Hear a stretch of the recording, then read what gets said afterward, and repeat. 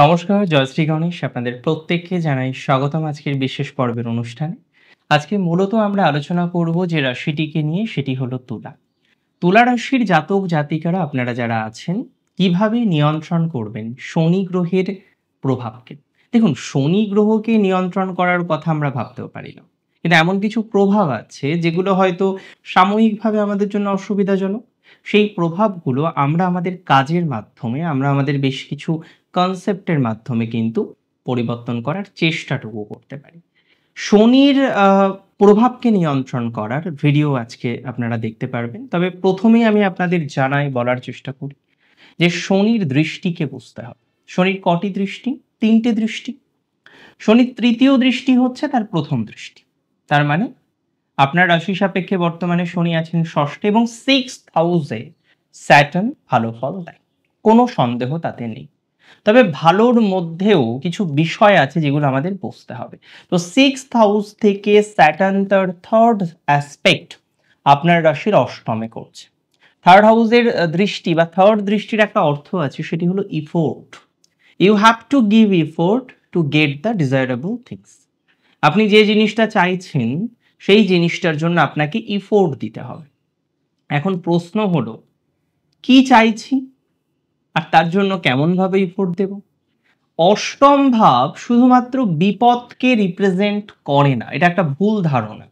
অনেকেই বলেন, দাদা 8th হাউসের অ্যাসপেক্ট রয়েছে, 8th হাউসে অ্যাসপেক্ট আছে, তার মানে কি সেটা নেগেটিভ ভাবে প্রভাব দিতে পারে? 8th হাউসে অ্যাসপেক্ট থাকতেই পারে। সো তার প্রভাবে আমরা দেখতে পারবো একটা পরিবর্তনের জায়গা আসবে। That is very true. অনেক ক্ষেত্রেই পরিবর্তনের সম্ভাবনাটা বেশি পরিমাণে আসতে পারে। এখন পরিবর্তন হচ্ছে আমাদের ডিজায়ারেবল থিংস, আমরা চাই পরিবর্তন হোক। বাট ফর দ্যাট রিজন, পরিবর্তন করার জন্য we have to give effort, আমাদেরকে ইফোর্ট দিতে হবে। নাও পয়েন্ট ইজ দ্যাট, পরিবর্তন আমরা কেমন চাইছি?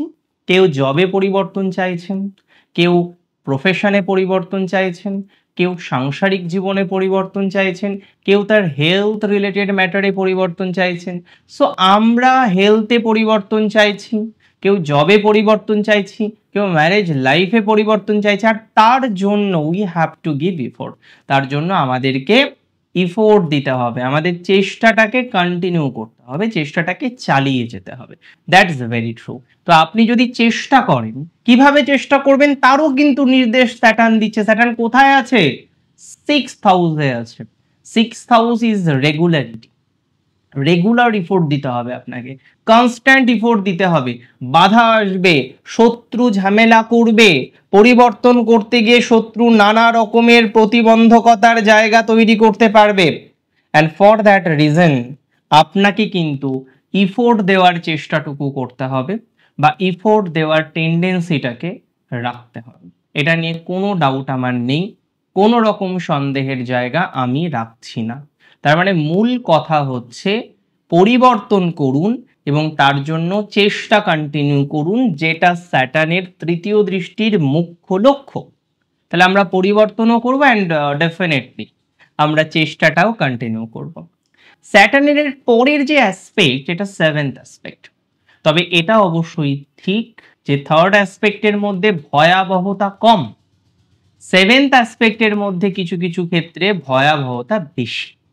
7th-এ প্রায় 65% প্রেশার বা চাপ আসতে পারে, বা অনেক ক্ষেত্রেই আসে। So what we have to do, আমাদেরকে কশন নিতে হবে। 7th অ্যাসপেক্টের একটা অর্থ আছে। কি অর্থ? যে আপনাকে অ্যাডজাস্টমেন্টের মাত্রাটাকে বাড়াতে হবে, আপনাকে কম্প্রোমাইজ করার মাত্রাটাকে বাড়াতে হবে। সো আপনি যদি অ্যাডজাস্টমেন্ট করেন, আপনি যদি কম্প্রোমাইজ করেন, আপনি যদি অ্যাডজাস্টমেন্টের মাত্রাটাকে বাড়ান, আপনি যদি কম্প্রোমাইজ করার মাত্রাটাকে বাড়ান, that will be very very helpful.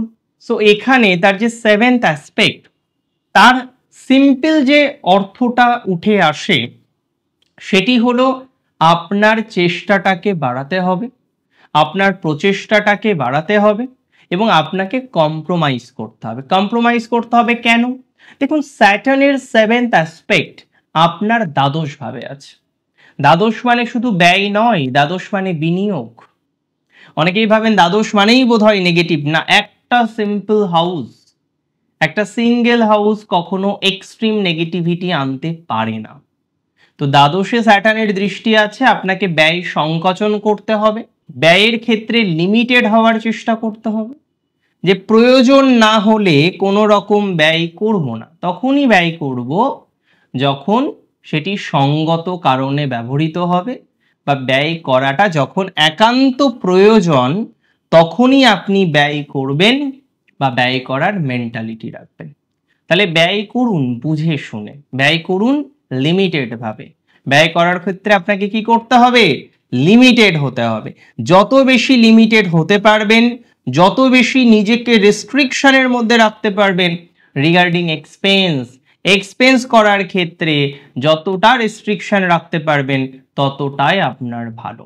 Expense করার ক্ষেত্রে যতটা নিজেকে রেস্ট্রিক্টেড রাখতে পারবেন ততটাই আপনার জন্য ভালো বা শুভ।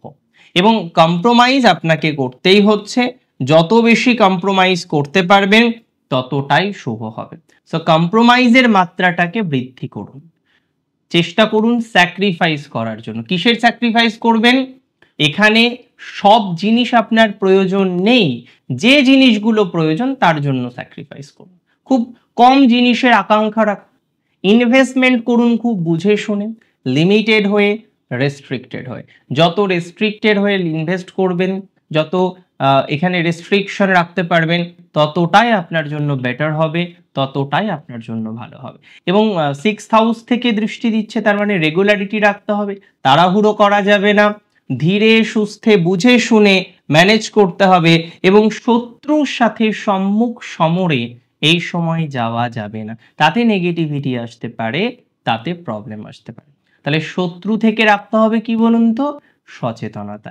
যত বেশি সচেতনতা ততটাই ভালো রেজাল্ট, ততটাই ভালো ফলাফল আপনার জীবনে আসবে। এবং এর পরের যে দৃষ্টি most important, that is 10th aspect. কেন দশম দৃষ্টি গুরুত্বপূর্ণ জানেন? কারণ দশম দৃষ্টি শনির রিপ্রেজেন্ট করে যে আপনি কিভাবে আপনার ফেম, আপনার রেপুটেশনকে আরো আরো আরো বেশি এনহ্যান্স করতে পারবেন। দশম দৃষ্টি কোথায় পড়ছে? আপনার রাশির তৃতীয় ভাবে।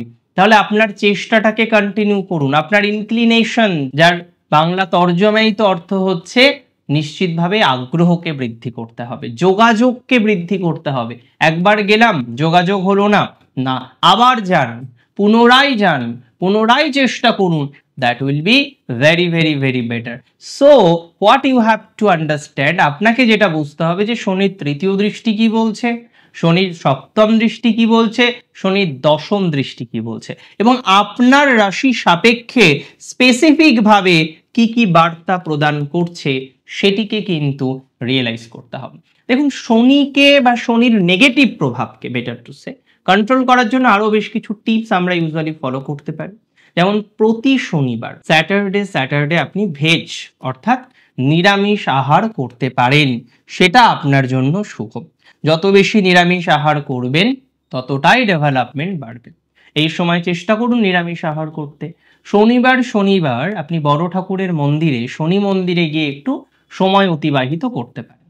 7-এর মাল্টিপলে সময় অতিবাহিত করবেন। যদি কোনো ভোজ্য নিয়ে যান 7-এর মাল্টিপলে নিয়ে যাবেন। যেমন ধরুন 7টা ফল, 7 রকম ফল, 7 ধরনের ফুল, 7টা ফুল, সেটা কিন্তু বেটার হবে। এবং অবশ্যই চেষ্টা করুন এই সময়ে 7 মুখে একটা রুদ্রাক্ষ ধারণ করার।